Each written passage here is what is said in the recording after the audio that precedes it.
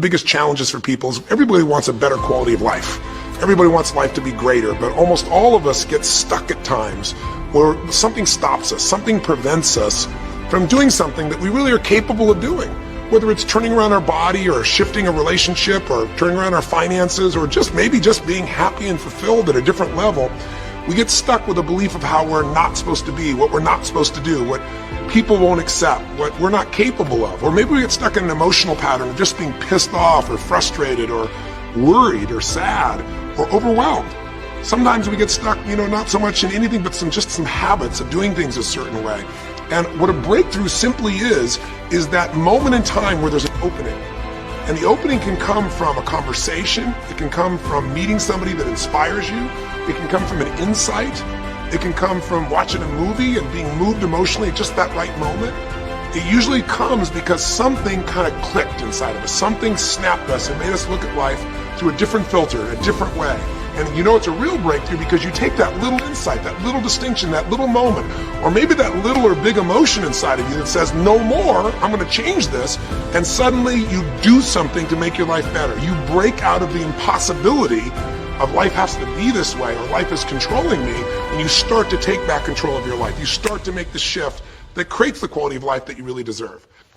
Everybody experiences extreme stress at some point in their life. I don't care who we are. Something happens outside our control and it hits our life and it knocks us on our tail. It might be a health stress. It could be something with your family.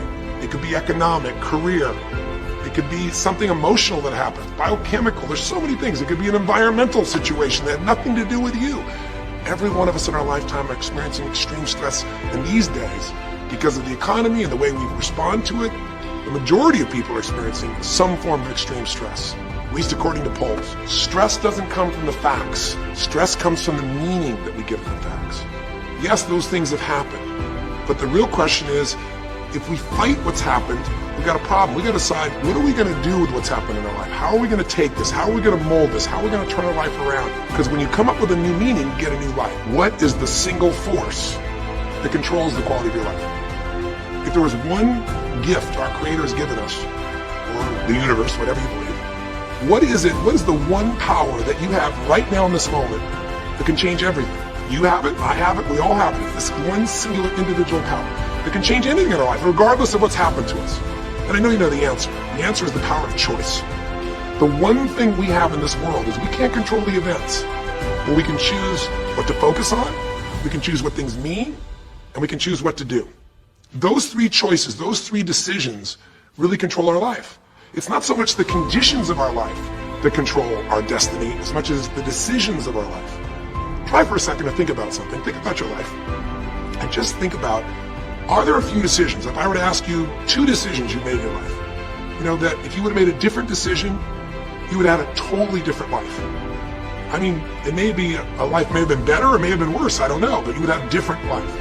I'm not asking you to buy into the fact that you should have known the answers. I just want you to see the power of a decision. How is your life better today because of a decision you made years ago, not just negative ones? Think about it. Sometimes a little decision changes your whole life. Like you decide one day to go to a certain school, and you go to that school or to go eat someplace, and you bump into the person that becomes the love of your life. Or you meet someone, and you decide as a result of that you're going to become a photographer, or a software engineer, or a business person, or a doctor, a dentist, whatever. They impacted you, but you made the decision, that's what I really want. That's what my life's going to be about. And that decision has affected so much of your life. What you do, how you live your life, how you spend your time, what you earn or don't earn, who you attract into your life, beliefs you have, all come from some of these little decisions. What you decide to eat from your dinner plate each night certainly determines your physical destiny, right? We all know that, at least to a certain extent. I know there's a certain amount that's genetics, but I'm talking about the stuff you and I can control. So decisions equal destiny. It's not our conditions, it's our decisions. So if we want a new life, if we want a new experience, we've got to make new choices. If you don't like the way your career is or your business is, change it. If you don't like your body, change it. You don't like your relationship, change you first. Because if you change it, you'll bring you to the next one. Maybe it's time to change it too, but change yourself first. If you want to change anything in your life, you have the choice. So there's no right or wrong. I just want to make you aware in this breakthrough session that everything in our life changes the moment we make make a decision. I mean a real decision. A decision is when you cut off any other possibility and you commit to something with everything you've got and you take action. But the big decisions start with little decisions like, what am I going to focus on? Because whatever you focus on, you're going to feel. If you focus on all the things that have been done to you in your life, of course you're going to feel like hell. If you focus on all the amazing coincidences that have happened, things that maybe they were guided, maybe not, but things happen, and because of that you met this person that's your best friend, your husband, your wife, or because of that you have this ability, or because you were there that day, God, you missed an accident. I don't know what it is, but whatever you focus on, you're going to feel. If you focus on people don't care, if you look for reasons why they don't care, and evidence they don't care, you'll find it everywhere. If you look for evidence that people are really good people inside, that at some level we all care about each other, you'll find it. Seek and you shall find. The secret is, have you become conscious about your decision making? Because this breakthrough session is, really, you want to change your life, make new choices. New life comes from new choices, but you got to make conscious choices. The people in this particular television special, Melissa and her husband, they really found themselves in a place where they were both making decisions, Melissa and Rick, that were unconscious. When you make decisions about what to focus on and what things mean and what to do, and you're unconscious, you get pretty terrible results usually. Now, we've all done this. I do it still. We all do. But if you want to change your results, you got to become more conscious in your decision making. So think about it. What you focus on, you will feel.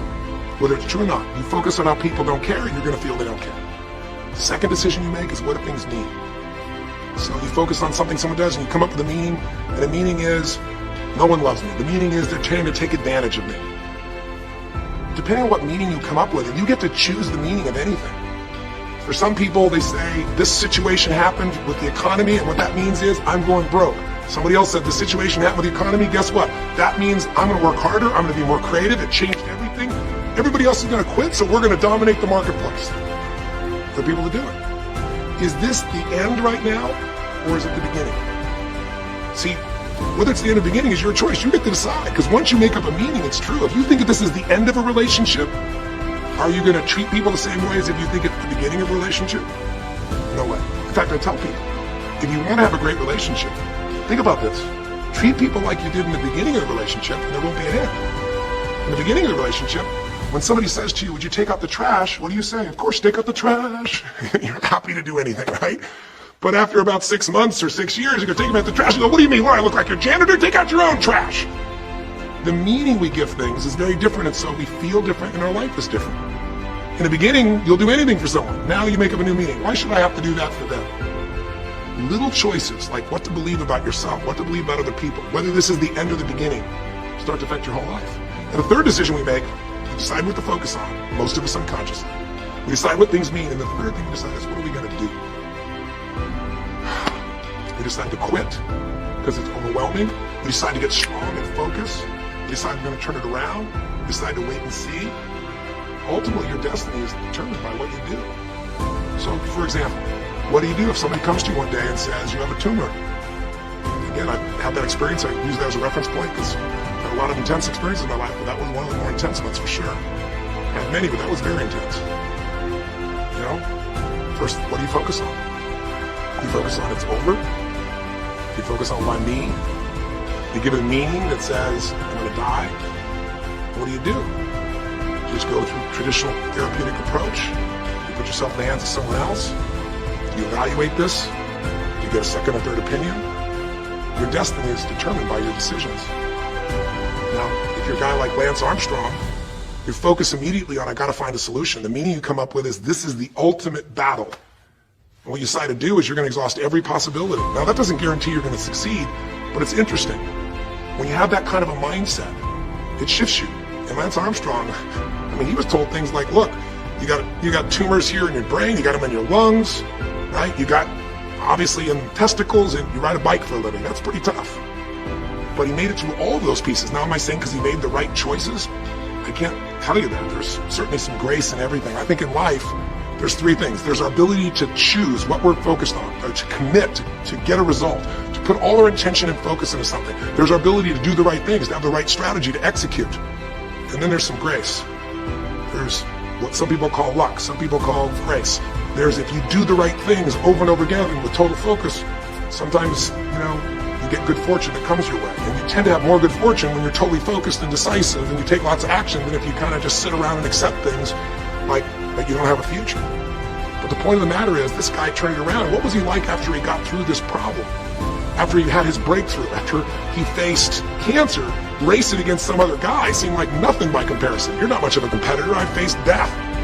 And he goes on to win Tour de France after Tour de France after Tour de France, breaking every record anyone could ever imagine.